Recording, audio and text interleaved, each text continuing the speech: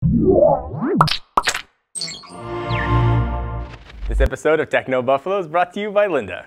What's up, everyone? Welcome back to the episode of Rettinger's Riffs. I'm your host, John Rettinger. This is the show where I just talk about anything in the world of consumer electronics. Sometimes they're rants, sometimes they're raves, sometimes they're nonsensical, sometimes I'm sitting like 8 stories up on my high horse, but it's always something that's going on in my mind. So this whole week and part of last week, I've been reviewing the HTC One M8, and prior I had been using an iPhone 5S. So I want to sort of share my experiences, what it's like for someone like you who might be considering picking up, either the HTC One M8 or the Galaxy S5 or another Android device who maybe has been an iOS stalwart, some of the harder things that I've encountered, and what we can do to possibly mitigate them. So let's go ahead and get started.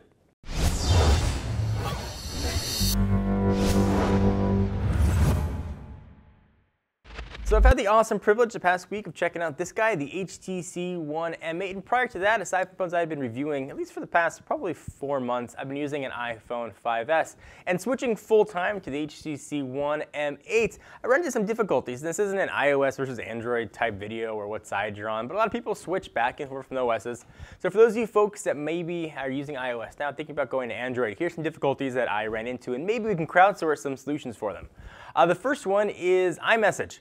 So a lot of people are still trying to send messages to my phone number via iMessage. They weren't using the email address associated with it as well. So text messages were bouncing back, which means I didn't get a lot of text messages, which was also kind of nice for the first few days until people realized that I was no longer using iMessage. And then it's a little annoying to not be able to use iMessage. Now, obviously, there are a ton of alternatives. I've talked about BBM, there's WhatsApp and such. But be prepared for when you switch to get some lost text messages along the way. People automatically associate your phone number with iMessage and maybe not the email.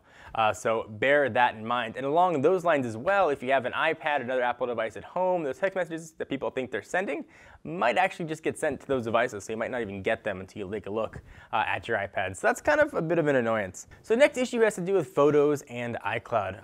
As I mentioned, seem to mention all my videos, I got a little kid at home, I take a lot of pictures, and I loved when I snapped a picture with my iPhone, it automatically synced to iCloud, and I could view it on my iPad, and I could do a shared gallery, my wife could see it. I don't obviously have that same ability on an Android device. Now, there are things like Dropbox, which I've been using to start syncing my photos up to the cloud. But I wish there was a way to sort of get from there over to iCloud, where most of my pictures live on my Mac at home. So not really an elegant way to do that. I can plug the phone in, and I can pull the pictures from there and treat it as a camera, but it adds an extra step and an extra step and an extra step. It is not as elegant as it would have been. So be prepared for that. If you don't use photos a lot, then you're not really going to have to worry. Android's got a built-in application that does sync things for you. So if you want to stay in Android, you're not going to have that problem at all. Just the initial move, something to bear in mind.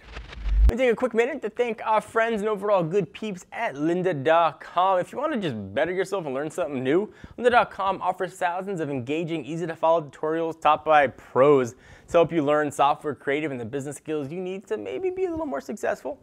Membership starts at just $25 per month and provides unlimited 24/7 access. You can learn at your own pace from little tiny tutorials or just go straight on in for comprehensive courses, things like web design, programming, photography, business, audio and visual, 3D animation, video editing, and really anything in between. You can watch lynda.com on the go from your phone, mobile device, or tablet, anywhere you are. Give it a shot for 7 days by visiting lynda.com/technobuffalo. Again, free 7-day trial, lynda.com/technobuffalo. That's lynda.com/technobuffalo. And this one was surprising. I've switched between iOS and Android quite a bit, but I only noticed it when I did it this last time. Contacts. So all my contacts are stored in Google, oddly enough, and I always back up my contacts every time. When I try and switch phones, though, when I went from the HTC One from the iPhone, I use HTC's built-in transfer tool. So I'm able to transfer all my contacts right from the iPhone over to here. It didn't transfer over all the images I had associated with it, and that was kind of annoying, all the photo IDs and such. So I tried to sync back. So I took my iPhone, sunk it with Google Contacts, and I tried to pull from Google Contacts down to the Android device, and still not all the pictures were there. Now, if you use Facebook or other social media applications, you can pull down those pictures and associate it with the contacts, but this didn't work as well as it had in the past, something that's sort of strange that I noticed.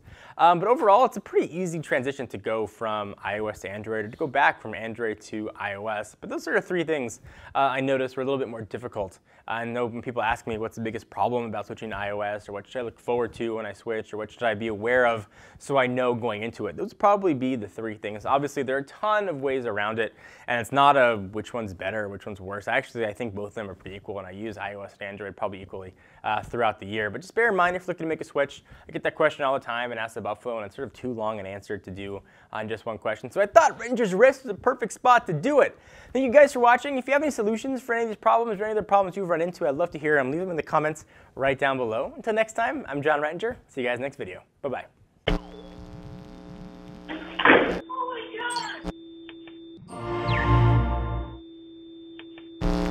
What's up, everyone? Thank you for watching that video. If you want to see more of the latest and greatest tech news, you can subscribe to our main Techno Buffalo channel by clicking the button right down below in my pants region, or click on the buttons to your right to see more videos.